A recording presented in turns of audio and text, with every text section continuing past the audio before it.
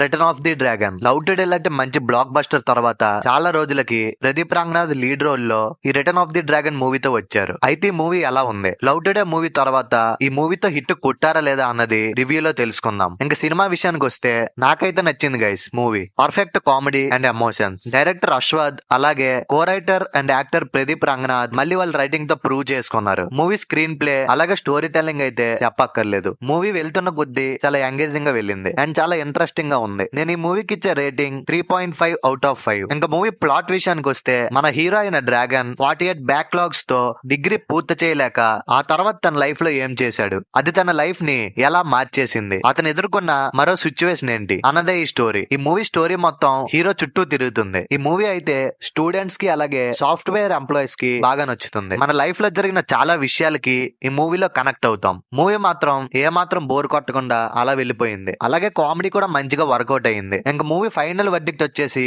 Students, software employers, job లేని వారికి బాగా కనెక్ట్ అవుతుంది. డీసెంట్ కామెడీతో బాగా నవ్వుకోవచ్చు.